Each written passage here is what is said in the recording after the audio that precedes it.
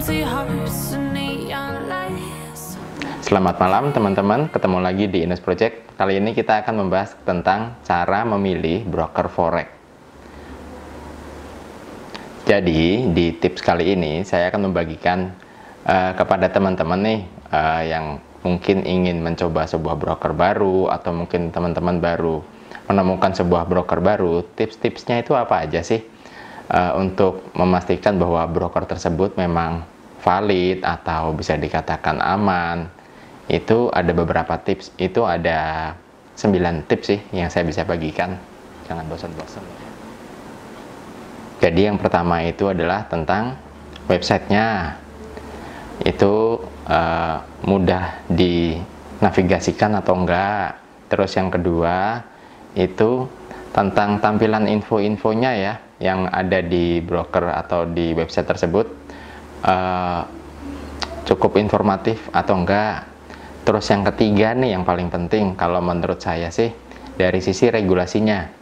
Oke lah, katakanlah broker-broker di luar sana yang biasa kita sering pakai itu kan regulasinya macam-macam ya. Ada yang mulai dari ujung timur sendiri, itu kan ada dari broker Australia. Terus yang kedua itu biasanya yang paling sering digunakan sama teman-teman itu kan dari Cyprus itu kan. Kemudian ada beberapa juga yang menggunakan regulasi dari FCA, itu dari Inggris. Kemudian yang keempat yang perlu diperhatikan itu adalah sistem deposit dan withdrawnya itu gimana. Apakah menggunakan wire banking atau ada exchangernya.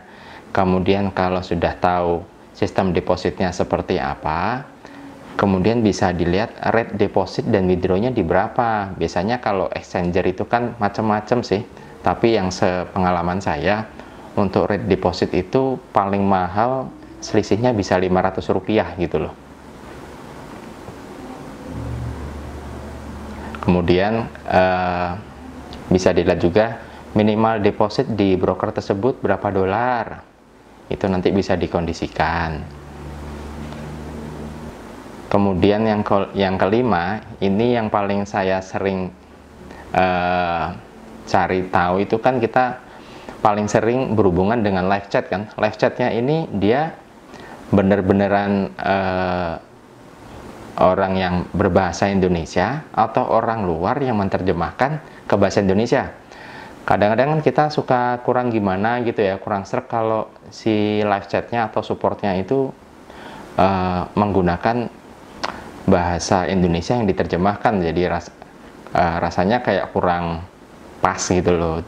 Kalau menurut saya pribadi sih sebagai end user gitu ya, ya mendingan bahasa Inggris kalian daripada bahasa Indonesia yang diterjemahkan. Kadang suka rancu gitu. Kemudian yang keenam, memang ini mungkin jarang diperhatikan sih, tapi kalau bagi saya pribadi itu memiliki sebuah nilai plus kalau saya memilih sebuah broker ya. Yang keenam itu adalah ada account manager orang Indonesianya nggak?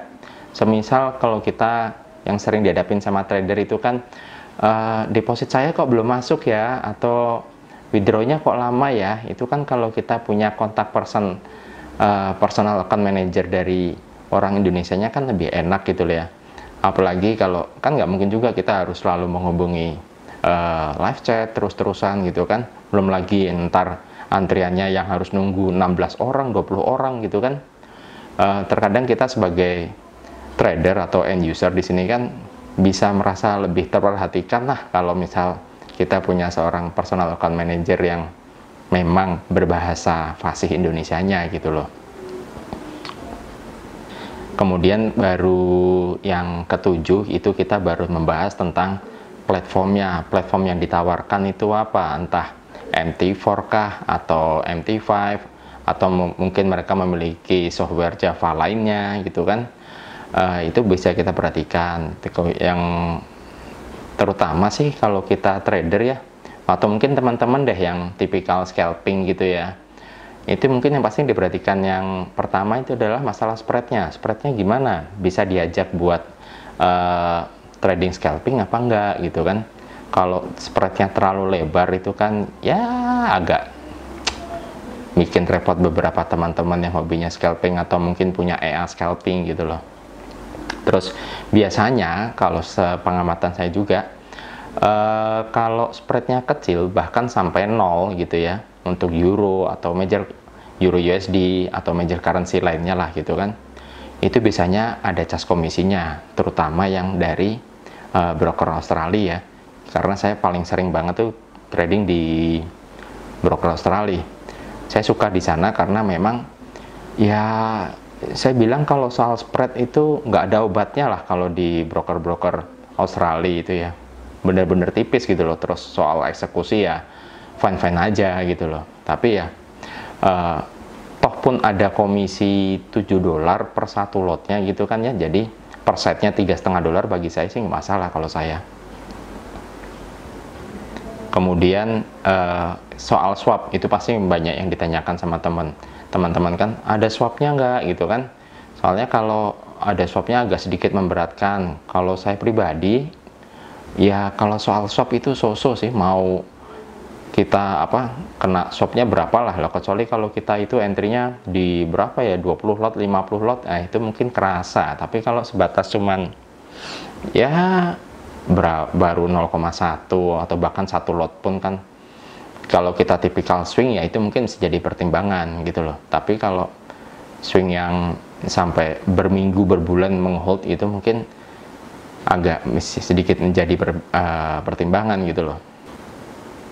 Tapi ya sepengamatan saya, sebesar-besarnya swap itu berapa lah kalau jika dibandingkan dengan profit kita ketika kita melakukan trading swing ya, itu kan tidak seberapa sebesar-besarnya, itu kan paling antara 3 sampai $5 gitulah per satu lotnya ya. Kemudian tips yang ke-8 tuh masalah eksekusi. Saya sering banget itu kan mencoba beberapa broker itu yang memiliki tingkat eksekusi atau ping time-nya ya bersama server itu agak sedikit unik gitulah. Tapi kalau sepengalaman saya, kalau untuk di broker-broker Australia itu mereka punya eksekusi, saya bilang ya bagus lah, agak sedikit di atas rata-rata jika dibandingkan dengan ya broker-broker offshore lainnya gitu ya. Kemudian yang jadi perhatian kita itu kan juga masalah slippage-nya ya, slippage. Jadi ketika teman-teman order stop loss terutama ya, itu kegesernya sampai berapa pips gitu kan. Kalau sampai kegesernya sampai katakanlah berapa ya, 5 pips, 10 pips itu kan jadi suatu ya agak sedikit merugikan kita kalau dari sisi pengendalian risikonya ya gitu. Kemudian ya seperti itu sih. Kalau soal slippage itu ya biasanya tergantung dari news juga, tergantung dari tingkat responnya si servernya gimana gitu loh.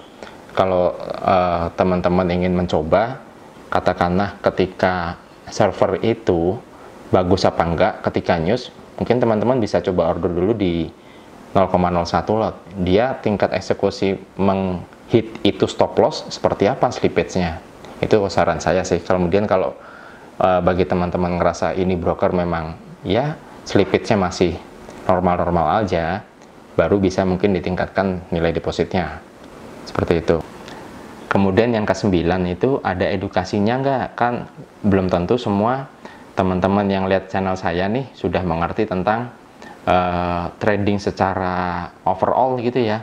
Ada edukasi online-nya nggak? Misalnya dari dasar-dasarnya deh, apa itu spread, apa itu pips gitu kan, apa itu bid, apa itu as, apa itu leverage, apa itu margin, banyak hal lah. Suatu hal-hal dasar yang teman-teman harus tahu dulu basic-basicnya sebelum menginjak ke tradingnya sendiri.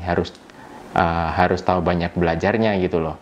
Jadi kasarannya kan gini, ada meme sih kemarin tuh ada di di internet, who wants to earning, semua orang angkat tangan. Tapi begitu who wants to learning, nggak ada yang angkat tangan. Arti kata bahwa ya orang pengennya tuh kan, pinginnya semua orang pasti langsung menghasilkan, tapi kan yang nggak semudah itu juga.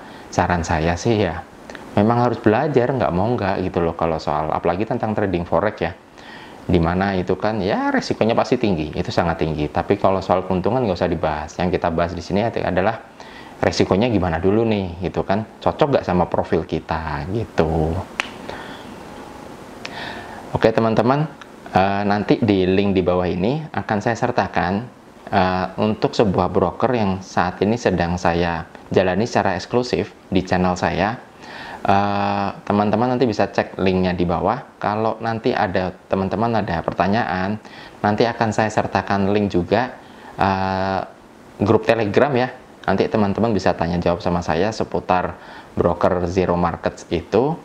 Kemudian kalau teman-teman ada suggest atau teman-teman ada pertanyaan lainnya, bisa juga langsung di kolom komentar. Entah saya jawab satu-satu deh, tapi sorry kalau agak telat ya. Oke, sementara gitu dulu ya teman-teman, tips tentang cara memilih broker forex. Jangan lupa ya di klik tombol like, di komen, di subscribe. Oke, selamat malam.